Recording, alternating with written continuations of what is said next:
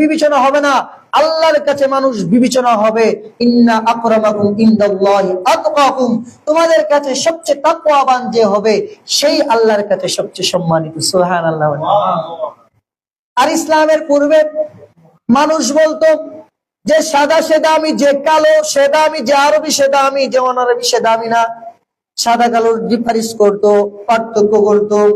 কালো বর্ণ যে সে দামি ছিল না, সাদা বর্ণর যে সে দামি ছিল, যে আরবি সে দামি ছিল, যে আজমি আরবি না সে কোনো দামি ছিল না।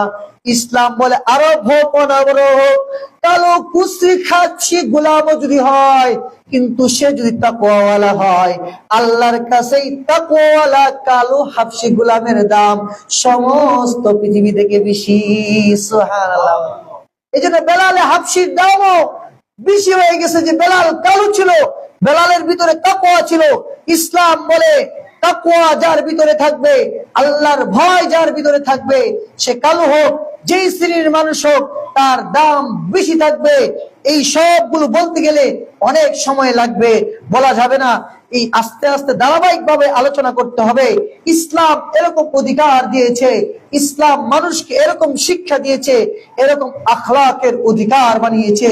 ইসলাম এরকম ইনসাফ কায়েম করেছে, এরকম বিচার ব্যবস্থার কায়েম করেছে। ইসলাম বলেছে যদি আমার সন্তানও ইনসাফ না করে, জুলুম করে, অত্যাচারী হয়, তাহলে তার বিরুদ্ধে ইসলাম অ্যাকশন নিয়েছে। সুবহানাল্লাহ। মক্কা বিজয়ের পর এক গোত্র মেয়ে চুরি করলো।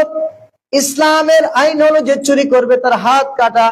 আল্লাহ রসুলের কাছে আসি, ইয়া রাসূলুল্লাহ, এই বংশটা তো সম্মানিত বংশ, তার হাত কাটবেন কিভাবে? তাই কোনোভাবে সামঞ্জস্য করে দেওয়া যায় কিনা? আল্লাহ রসুল রাগান্বিত হয়ে গেলেন।